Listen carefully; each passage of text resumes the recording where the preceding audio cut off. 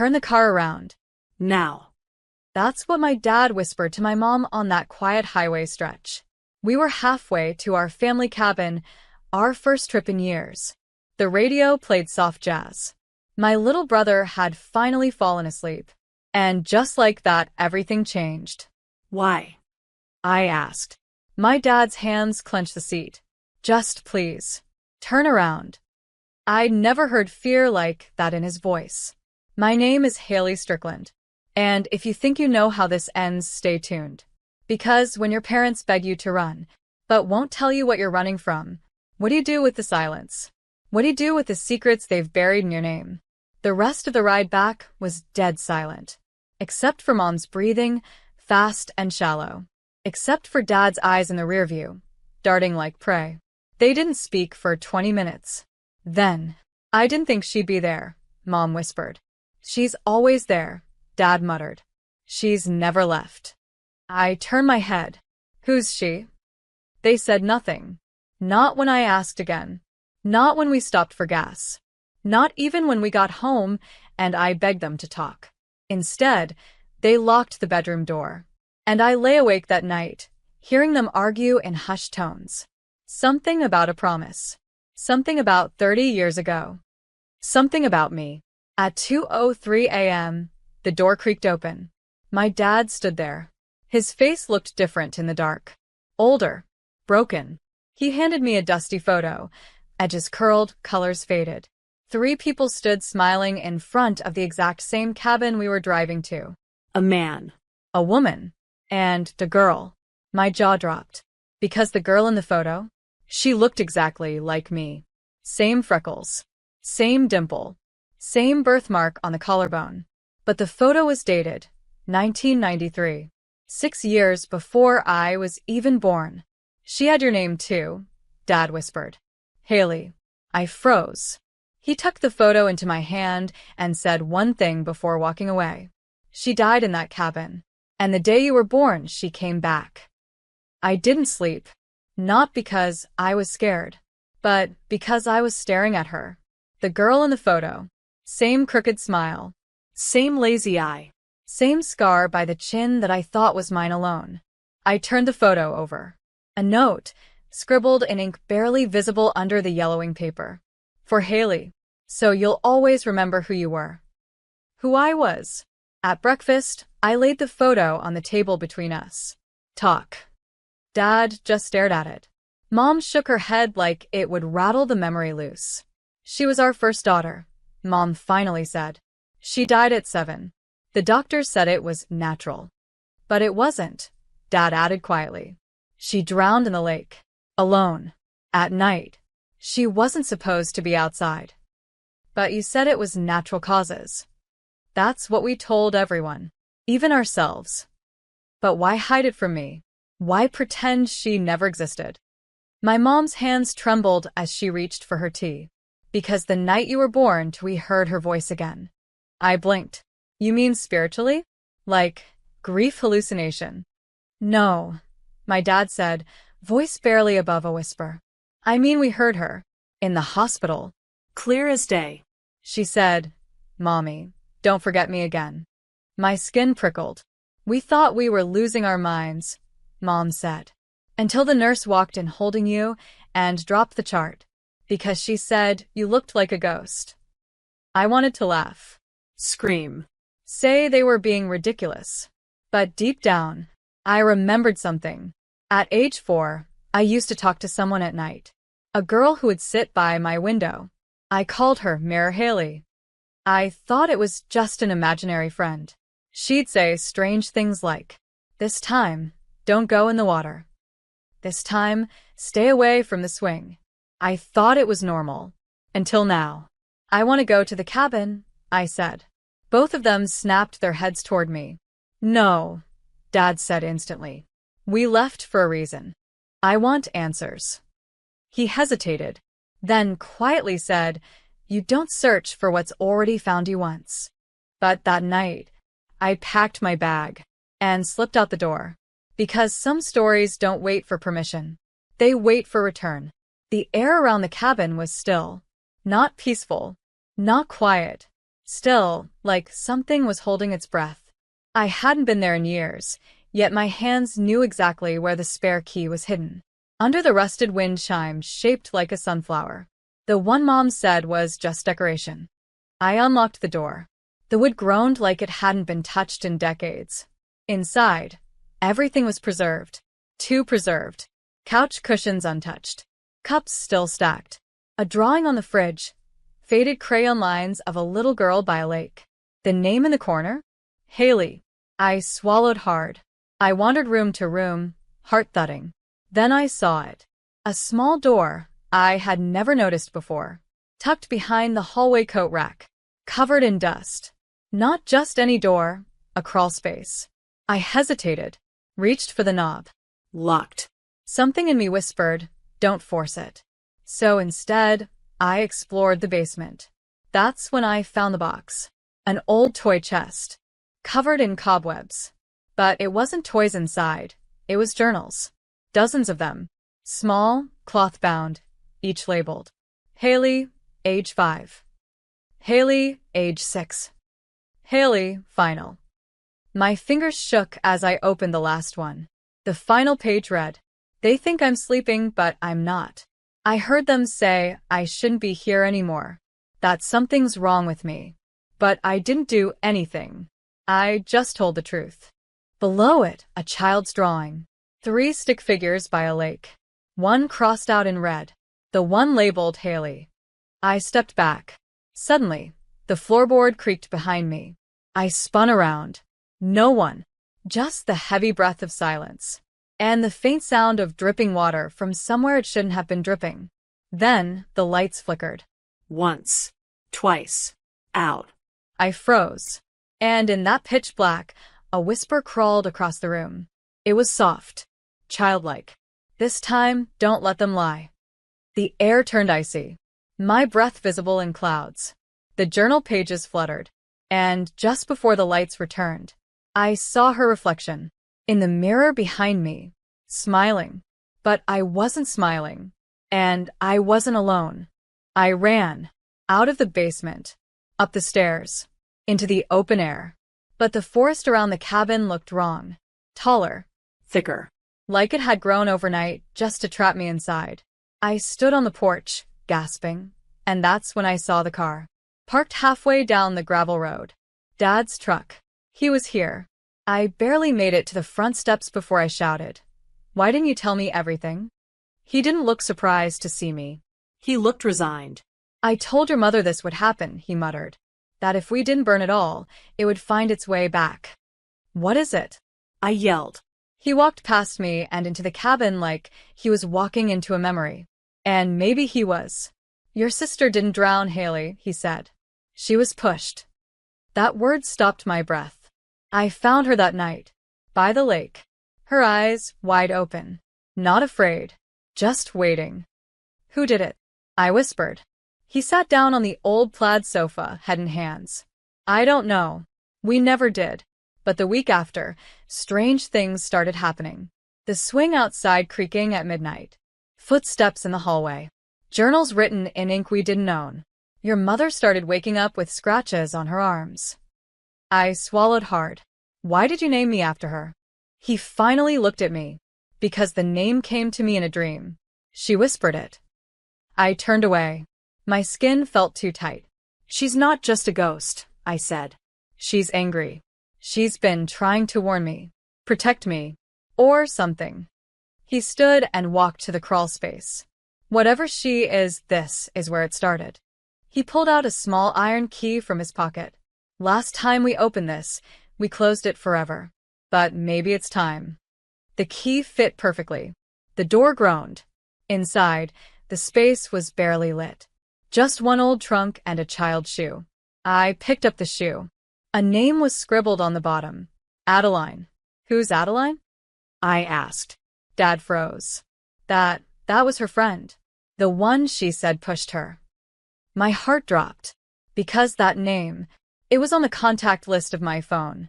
My childhood babysitter. The one who still called me on my birthday.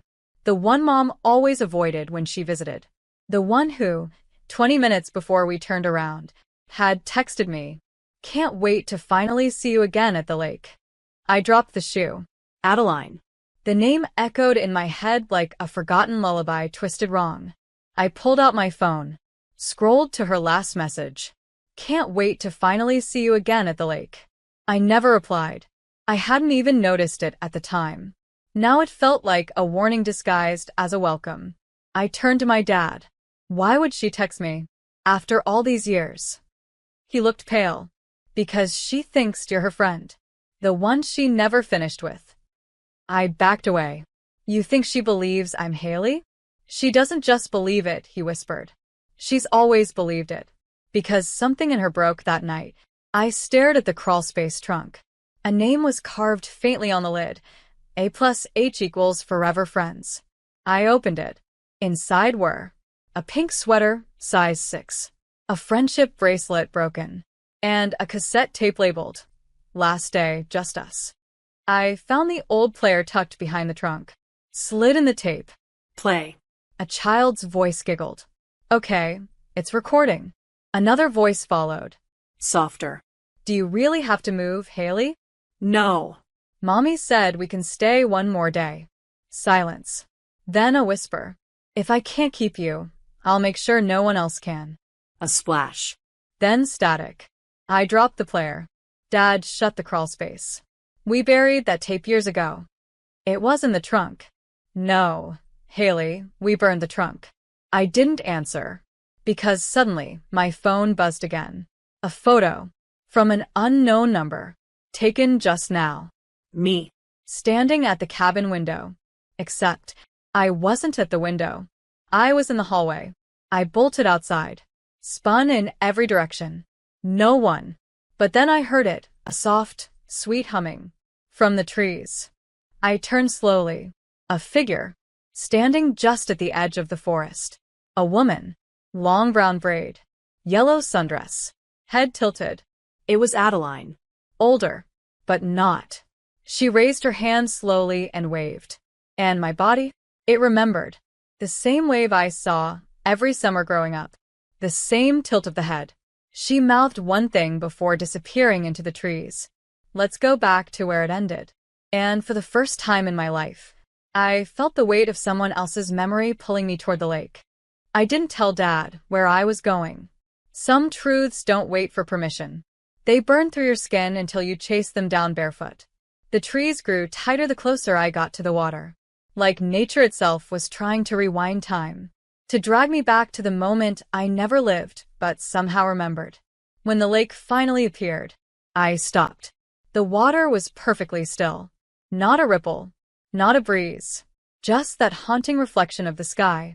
And something floating near the dock. A yellow sundress. She was waiting. Adeline turned when she heard my steps. She smiled like we were kids again. Except we never were. Haley, she said. Not a question. I'm not her, I replied. But even as I said it, part of me wasn't sure. She stepped closer, barefoot on the dock's wooden slats. You remember the swing? She asked. A memory surged, rope creaking, feet kicking skyward, her laughter rising like wind. I pushed you too hard once, she whispered. You cried. Then you forgave me.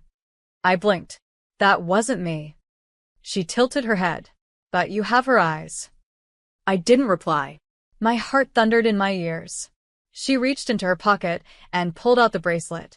The one from the trunk. Whole again. I've been waiting to finish our promise. I'm not Haley. She stepped closer. Then why did you come? Because I had to. Because the voice in my head hadn't been just mine. Because the girl in the mirror wasn't just a ghost. She was me, split down the middle. You kept the bracelet, she said, voice trembling. Even after the lake. I glanced at my wrist and froze. There it was. The bracelet. I hadn't worn it. I hadn't even taken it from the trunk. But it was there. Tight. Familiar. Like it never left. I looked up. Adeline was crying. I'm sorry I pushed you. I was scared you'd leave. Everyone leaves. My voice cracked. You did more than push. She nodded slowly. I know. Then she stepped back, toward the water, and whispered, this time, I'll go first. Before I could speak, she was gone, slipped beneath the surface like a thread pulled tight. The lake rippled, and then stillness. But something shifted in me. I didn't feel her presence anymore, but I felt mine for the first time. The sun was rising when I stepped away from the lake. Light spilled across the trees like forgiveness. But it didn't erase what I'd seen. Or what I now knew. The girl in the photo. The one who looked like me. She hadn't haunted my life. She'd been sharing it. I walked back to the cabin slowly, unsure of what I'd say. But Dad was already waiting on the porch, holding the journals. He looked up at me with eyes that had carried too much silence. "She's gone, isn't she?" he asked. I nodded. His shoulders fell in a way that looked like peace, not defeat. "She didn't want revenge," I whispered. "She wanted to be remembered right." He handed me the top journal, Haley, age 7. "Then it's time we told the truth." We drove straight to town, to the old records office. We showed them the journals, the drawing, the cassette tape. We told them there had been another Haley, that she didn't die from illness, that she died alone in a lake, and no one had ever asked why. It took hours. Statements. Tears. Silence. But when it was done, when the report was filed, when the investigator promised to reopen the case, something lifted. That night, back home, Mom sat on the edge of my bed. She reached out and brushed my hair behind my ear like she used to when I was little. "I knew," she said softly. "All these years I knew. You'd say things only she ever said. You liked the same cereal. You hated the same lullaby. You screamed in your sleep on the same day every year." "Her death day," I whispered. She nodded, eyes red. "I was too afraid to love you fully. I thought if I did, I'd lose her all over again." I leaned in and held her. For the first time, really held her. Because the girl I'd been, and the girl they'd lost, were finally whole. Later that night, I opened the final journal again. On the very last page, something new had appeared. A line in neat, steady handwriting that hadn't been there before. "Thank you. I can rest now." And below it, the two names. Haley and Adeline. Not crossed out. Not erased. Just written side by side. Together. 2 weeks later, we held a small memorial by the lake. No headlines. No cameras. Just truth. We placed a new headstone beside the water, engraved with the name that had gone unspoken for too long. Haley Strickland, forever 7. Loved. Remembered. Found. Adeline's case was harder. Her records were sealed, her guardians long gone. But in the town's archives, a forgotten file surfaced, a report about a child placed in temporary care near our lake the same summer Haley died. She had no family after that. Just a trail of foster homes and never-healed wounds. I asked to meet her one last time. But the mental facility where she'd been recently admitted told me she passed away. Just 2 days after she saw me. Cardiac arrest. No warning. No pain. But part of me knows. She didn't die from her heart. She died from what had finally let go. And maybe that was enough. I returned to the cabin once more, alone this time. The lake was calm. Not haunted, just quiet. I stepped onto the dock, holding 2 bracelets. The one I had found, and a new one, identical, but never worn. I tied them together, placed them at the edge of the wood, and whispered, "This time we finish it." A gust of wind lifted through the trees, warm, gentle. No chill, no whispers, just stillness that didn't feel like fear anymore. On the way back home, I looked at my reflection in the rearview mirror. For the first time, I saw only me. No shadow behind the eyes. No weight in the smile. Just a girl named Haley. Still living. Still becoming. Because sometimes, revenge isn't about rage. It's about release. Not punishing the past, but unchaining the truth. And when silence is broken, souls can finally sleep.